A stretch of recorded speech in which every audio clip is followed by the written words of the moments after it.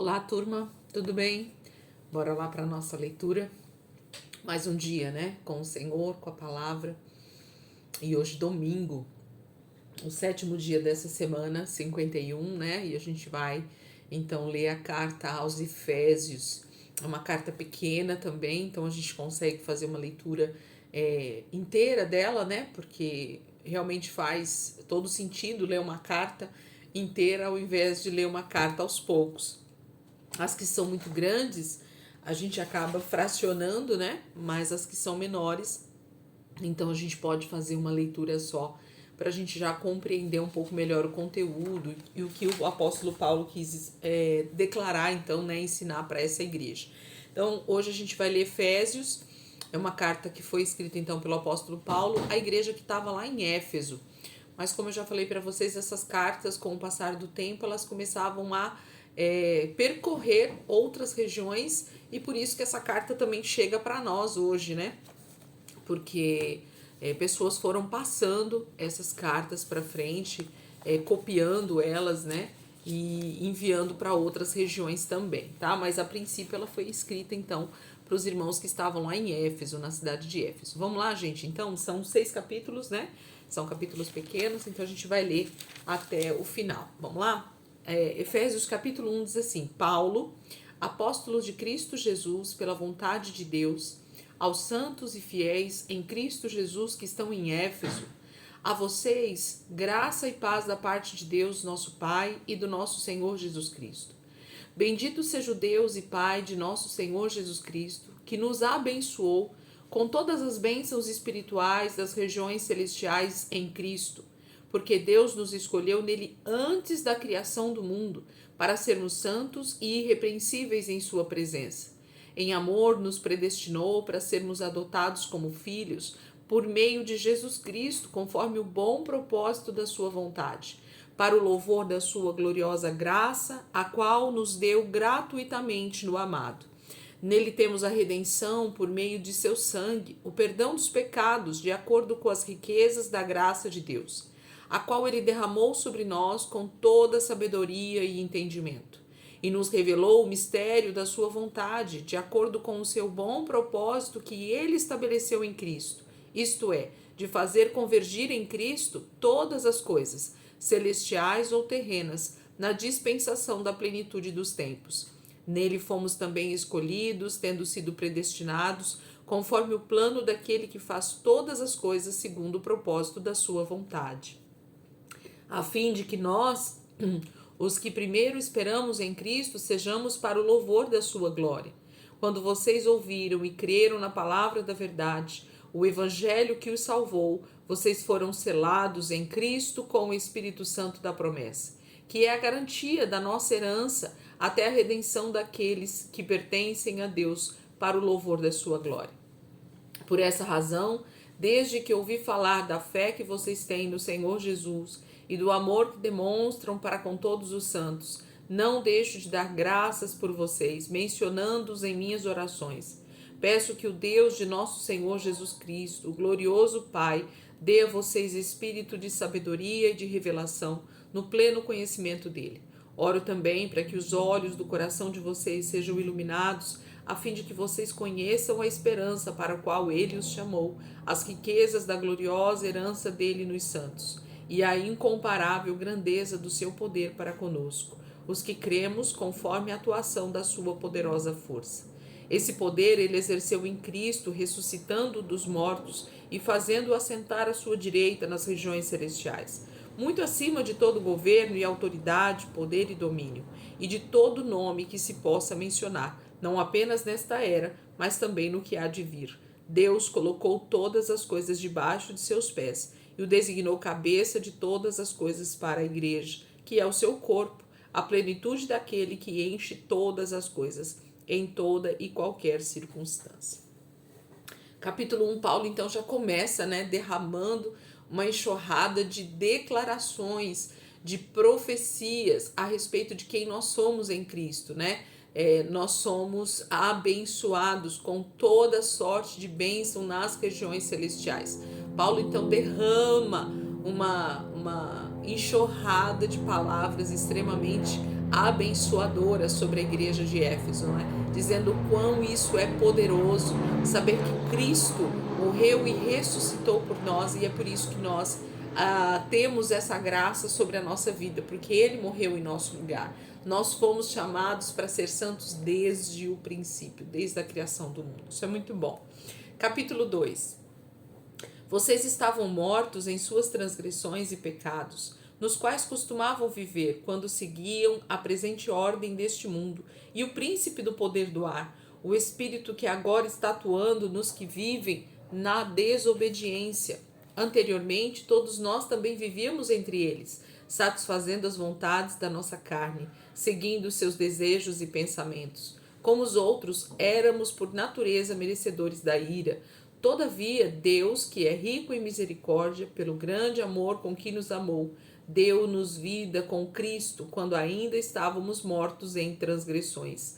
Pela graça vocês são salvos. Deus nos ressuscitou com Cristo e com Ele nos fez assentar nas regiões celestiais em Cristo Jesus, para mostrar nas eras que hão de vir a incomparável riqueza de sua graça, demonstrada em sua bondade para conosco em Cristo Jesus. Pois vocês são salvos pela graça, por meio da fé, e isto não vem de vocês, é dom de Deus, não por obras, para que ninguém se glorie, porque somos criação de Deus, realizados em Cristo Jesus, para fazermos boas obras, as quais Deus preparou antes para nós as praticarmos.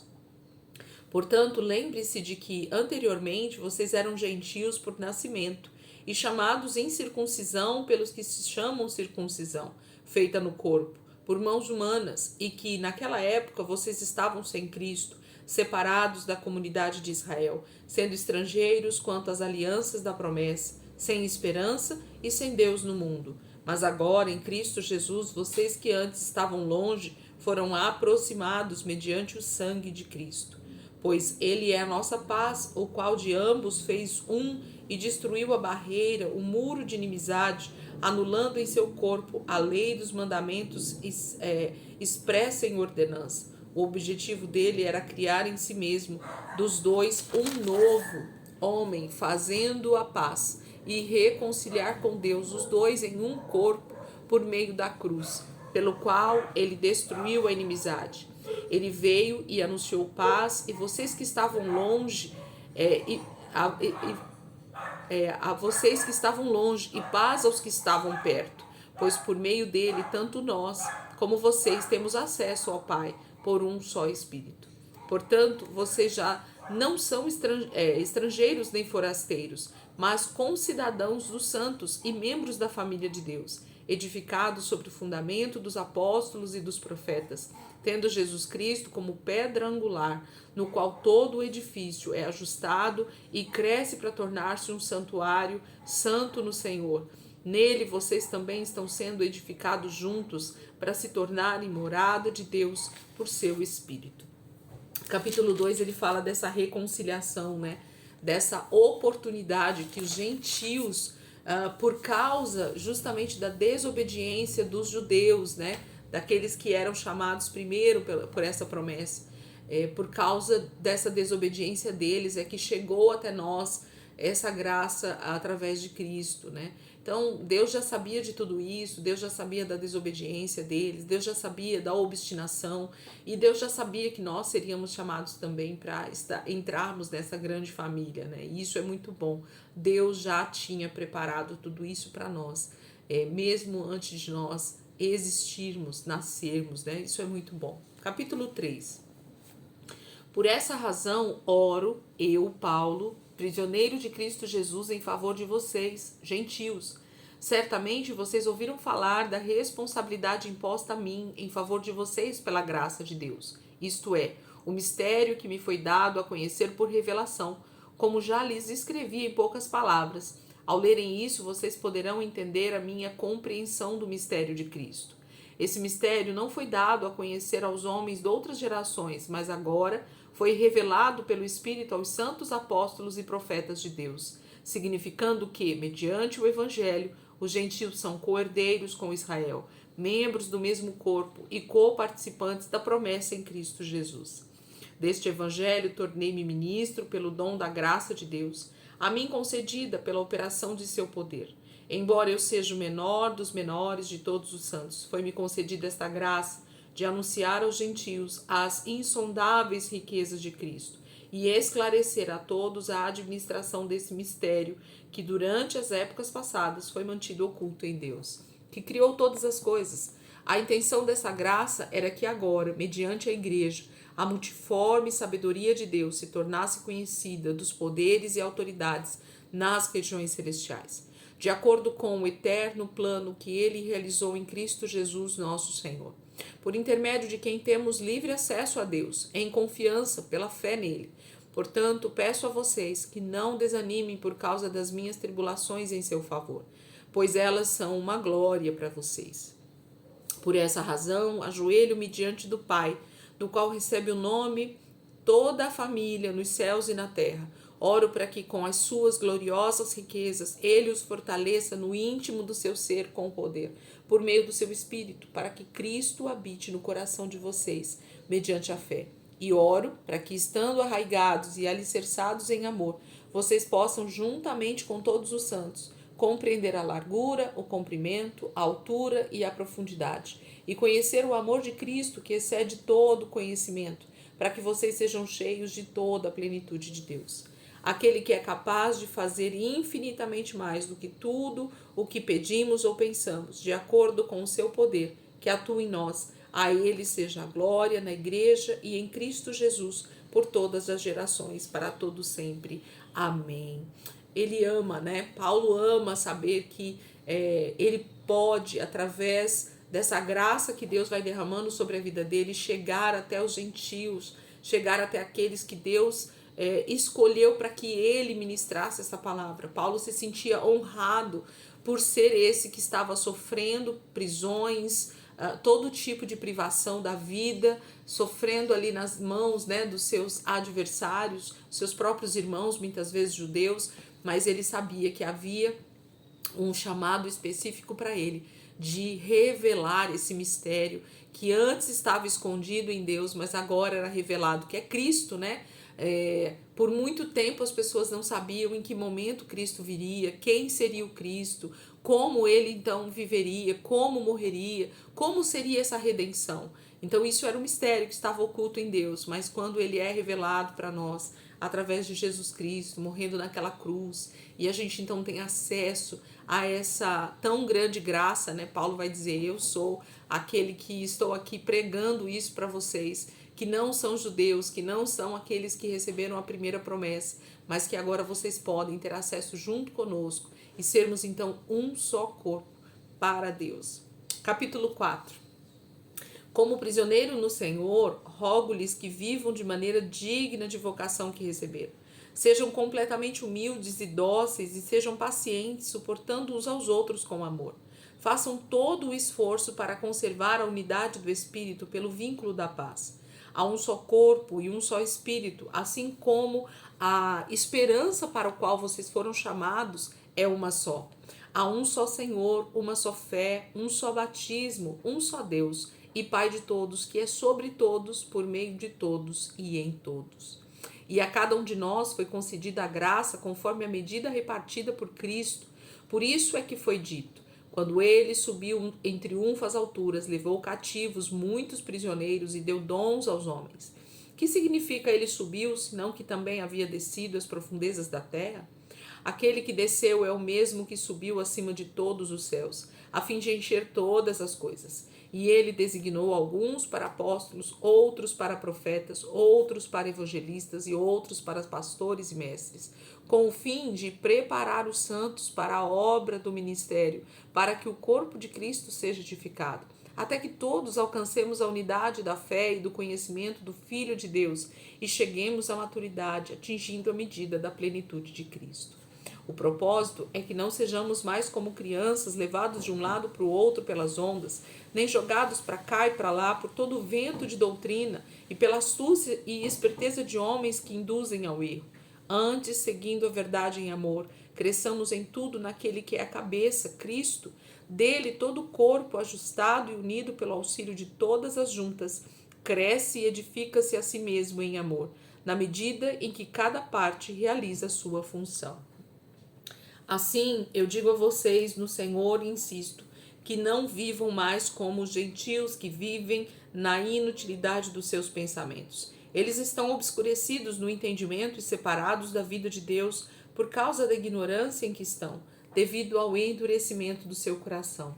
Tendo perdido toda a sensibilidade, eles se entregaram à depravação, cometendo com avidez toda espécie de impureza. Todavia, não foi isso que vocês aprenderam de Cristo. De fato, vocês ouviram falar dele e nele foram ensinados de acordo com a verdade que está em Jesus. Quanto à antiga maneira de viver, vocês foram ensinados a despir-se do velho homem que se corrompe por desejos enganosos, a serem renovados no modo de pensar e a revestir-se do novo homem, criado para ser semelhante a Deus em justiça e em santidade, provenientes da verdade. Portanto, cada um de vocês deve abandonar a mentira e falar a verdade ao seu próximo, pois todos somos membros de um mesmo corpo. Quando vocês ficarem irados, não pequem, apaziguem a sua ira antes que o sol se ponha, e não deem lugar ao diabo.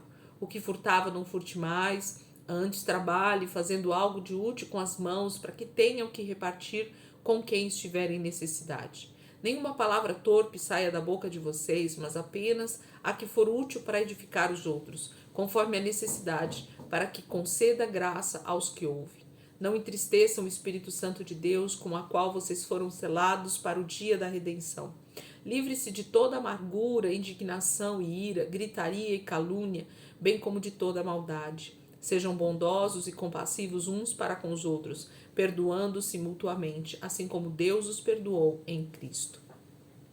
Como é o procedimento, da igreja? Como é esse entendimento que nós precisamos ter a respeito de ser igreja, a respeito de ser corpo de Cristo? Para mim, esse capítulo 4 de Efésios, ele é uma grande ilustração física de como nós devemos ser. Então, a gente precisa pensar como um verdadeiro corpo funciona, Como o nosso corpo terreno funciona, com muitos membros, com muitas partes que são necessárias, que são primordiais para a nossa vida, que são essenciais para nós vivermos. Quem é que consegue viver sem os rins? Quem é que consegue viver sem o pulmão? Quem é que consegue viver sem o coração? Quem é que consegue viver sem o cérebro? Quem é que consegue viver sem as mãos? Quem é que consegue viver sem a boca? Quem é que consegue viver sem as pernas? Quem é que consegue viver sem qualquer um dos membros do seu corpo, seja lá qual for que você pensou aí, Então, os nervos, os músculos, a pele, tudo que você pode, o intestino, tudo que você possa pensar no teu corpo, ele está aí por um propósito específico dado por Deus. Deus fez o nosso corpo perfeito. E a igreja também precisa entender que ela precisa ser perfeita nesse aspecto. Cada um de nós tem um chamado específico dentro do corpo. Então, se você foi chamado para ser mão no corpo, você precisa atuar como mão. Se você foi chamado para ser os dedos dessa mão, você precisa atuar como os dedos dessa mão. Se você foi chamado para ser boca, você precisa fazer o trabalho que a boca faz. Se você foi chamado para ser língua, você precisa fazer a parte da língua. Se você foi chamado para ser pescoço, você precisa fazer a parte que está aqui no pescoço, ser a tireoide, ser a parte que engole. Percebe que todos nós, sem exceção, temos uma boa parcela de participação no corpo de Cristo para que tudo funcione muito bem. Esse capítulo 4, para mim, ele é formidável. Capítulo 5. Portanto, sejam imitadores de Deus como filhos amados e vivam em amor, como também Cristo nos amou e se entregou por nós como oferta e sacrifício de aroma agradável a Deus. Entre vocês não deve haver nem sequer menção de imoralidade sexual, como também de nenhuma espécie de impureza e de cobiça, pois essas coisas não são próprias para os santos. Não haja obscenidade, nem conversas tolas, nem gracejos imorais, que são inconvenientes, mas ao invés disso, ações de graça, porque vocês podem estar certos disso. Nenhum imoral, ou impuro, ou ganancioso, que é idólatra, têm herança no reino de Cristo e de Deus. Ninguém os engane com palavras tolas, pois é por causa dessas coisas que a ira de Deus vem sobre os que vivem na desobediência. Portanto, não participem com eles dessas coisas, porque outrora vocês eram trevas, mas agora são luz no Senhor. Vivam como filhos da luz, pois o fruto da luz consiste em toda bondade, justiça e verdade. E aprendam a discernir o que é agradável ao Senhor. Não participe das obras infrutíferas das trevas, antes exponham-nos à luz, porque aquilo que eles fazem em oculto, até mencionar é vergonhoso. Mas tudo que é exposto pela luz torna-se visível, pois a luz torna visível todas as coisas. Por isso é que foi dito: desperta, ó tu que dormes, levanta-te dentre os mortos e Cristo resplandecerá sobre ti. Tenham cuidado com a maneira como vocês vivem, que não seja como insensatos, mas como sábios, aproveitando ao máximo cada oportunidade, porque os dias são maus. Portanto, não sejam insensatos, mas procurem compreender qual é a vontade do Senhor. Não se embriaguem com vinho que leva à libertinagem, mas deixem-se encher pelo Espírito, falando entre vocês com salmos, hinos e cânticos espirituais, cantando e louvando de coração ao Senhor, dando graças constantemente a Deus Pai por todas as coisas, em nome de nosso Senhor Jesus Cristo. Sujeitem-se uns aos outros por temor a Cristo. Mulheres, sujeitem-se cada um ao seu marido como ao Senhor, pois o marido é o cabeça da mulher, como também Cristo é o cabeça da igreja, que é o seu corpo, do qual ele é o Salvador. Assim como a igreja está sujeita a Cristo, também as mulheres estejam em tudo sujeitas a seus maridos. Maridos, ame cada um a sua mulher, assim como Cristo amou a igreja e entregou-se por ela, para santificá-la, tendo-a purificado pelo lavar da água mediante a palavra, e para apresentá-la a si mesmo como igreja gloriosa, sem mancha, nem ruga ou coisa semelhante, mas santa e inculpável. Da mesma forma, os maridos devem amar cada um a sua mulher como a seu próprio corpo. Quem ama a sua mulher ama a si mesmo. Além do mais, ninguém jamais odiou o seu próprio corpo. Antes, o alimenta e dele cuida, como também Cristo faz com a igreja, pois somos membros do seu corpo. Por essa razão, o homem deixará pai e mãe e se unirá à sua mulher, e os dois se tornarão uma só carne. Este é o mistério profundo, refiro-me, porém, a Cristo e à igreja. Portanto, cada um de vocês também ame a sua mulher como a você mesmo, e a mulher trate o marido com todo respeito. Capítulo 5, ele vai continuar sobre essa questão de nós entendermos que se nós fazemos parte do corpo de Cristo, se Cristo é a cabeça, nós precisamos fazer desse corpo então um lugar santo, agradável a Deus, o templo verdadeiro do Senhor, né? E ele vai citar, Paulo vai citar o exemplo para nós do casamento, né, do marido e da esposa. Então, todas as vezes que Paulo vai falar sobre essa questão do casamento, do marido e da esposa, ele está sempre trazendo uma referência a Cristo e à igreja, que nós também estamos selados nesse mesmo casamento, né, nessa mesma responsabilidade, e nós temos alguém, um marido, para respeitarmos, nós temos alguém a qual nós realmente nos santificamos para que esse relacionamento seja puro e agradável a Deus. Isso é muito bom. Capítulo 6. Filhos, obedeçam aos seus pais no Senhor, pois isso é justo. Honra teu pai e tua mãe. Este é o primeiro mandamento com promessa, para que tudo te corra bem e tenhas longa vida sobre a terra. Pais, não irritem seus filhos, antes criem-nos segundo a instrução e o conselho do Senhor. Escravos, obedeçam aos seus senhores terrenos com respeito e temor, com sinceridade de coração, como a Cristo. Obedeçam-lhes não apenas para agradá-los quando eles os observam, mas como escravos de Cristo, fazendo de coração a vontade de Deus. Sirvam aos seus senhores de boa vontade, como servindo ao Senhor e não aos homens, porque vocês sabem que o Senhor recompensará cada um pelo bem que praticar, seja escravo, seja livre. Vocês, senhores, tratem seus escravos da mesma forma. Não os ameacem, uma vez que vocês sabem que o Senhor deles e de vocês está nos céus, e ele não faz diferença entre as pessoas. Finalmente, fortaleçam no Senhor e no seu forte poder. Vistam toda a armadura de Deus para poderem ficar firmes contra as ciladas do diabo. pois a nossa luta não é contra seres humanos, mas contra os poderes e autoridades, contra os dominadores deste mundo de trevas, contra as forças espirituais do mal nas regiões celestiais. Por isso, vistam toda a armadura de Deus, para que possam resistir no dia mau e permanecer inabaláveis depois de terem feito tudo. Assim, mantenham-se firmes, cingindo-se com o cinto da verdade, vestindo a couraça da justiça e tendo os pés calçados com a prontidão do evangelho da paz. Além disso, usem o escudo da fé, com o qual vocês poderão apagar todas as setas inflamadas do maligno. Usem o capacete da salvação e a espada do Espírito, que é a palavra de Deus. Orem no Espírito em todas as ocasiões, com toda oração e súplica. Tendo isso em mente, estejam atentos e perseverem na oração por todos os santos. Orem também por mim, para que, quando eu falar, seja-me dada a mensagem a fim de que, destemidamente, torne conhecido o mistério do Evangelho, pelo qual sou embaixador, preso em correntes. Orem para que, permanecendo nele, eu fale com coragem, como quem cumpre fazer.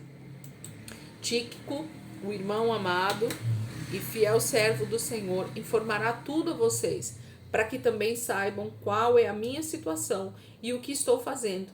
Enviei a vocês por essa mesma razão, para que saibam como estamos e para que ele os encoraje. Paz seja com os irmãos e amor com fé da parte de Deus Pai e do Senhor Jesus Cristo. A graça seja com todos os que amam a nosso Senhor Jesus Cristo com amor incorruptível.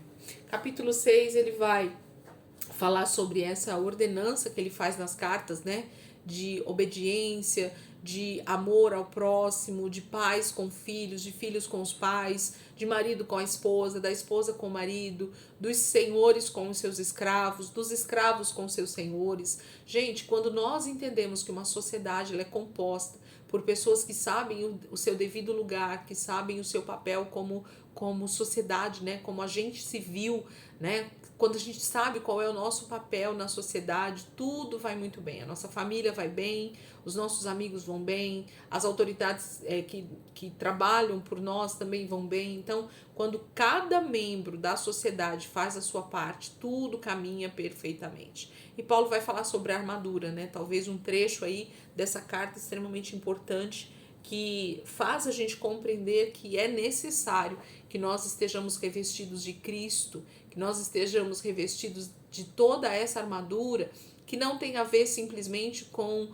uma indumentária de um guarda, né, romano, que é o que Paulo está falando aqui, né?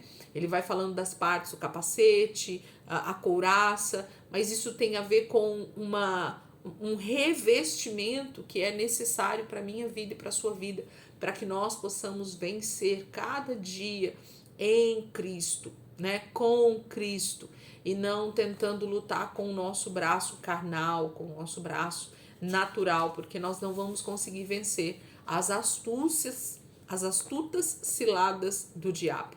Essa é a grande questão, né? Saber lutar corretamente numa guerra vai fazer toda a diferença para que você ganhe ou para que você perca, tá bom?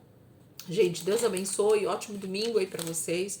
Que vocês possam aproveitar para meditar bem nessa carta, uma carta curtinha, muito boa de ser lida, né? E aproveita esse domingo aí para ficar um pouquinho mais com o Senhor, para grifar algumas partes aí para você estudar melhor depois. Tem esse estudo também aí, né, das cartas de Paulo no canal. Se você quiser dar uma olhadinha, com certeza o Senhor vai continuar ministrando o teu coração nesse domingo, tá bom? Deus abençoe. Amanhã a gente começa a semana 52. Nós vamos para a carta de Paulo a Filipenses, né, para os irmãos lá de Filipos. E a gente vai ler também uma carta pequenininha, menor do que essa aqui de hoje. E a gente vai caminhando aí mais 2 semanas para terminarmos a nossa leitura, né? Já tô aí sentindo o gostinho de Apocalipse, né? Tá chegando. A gente vai estar meditando aí durante toda essa semana dentro das outras cartas de Paulo. Tem Pedro aqui no meio, Tito e Hebreus. A gente tem uma semana aí cheia da presença do Senhor em nome de Jesus, tá bom? Deus abençoe, fica firme. Vamos até o final em nome de Jesus.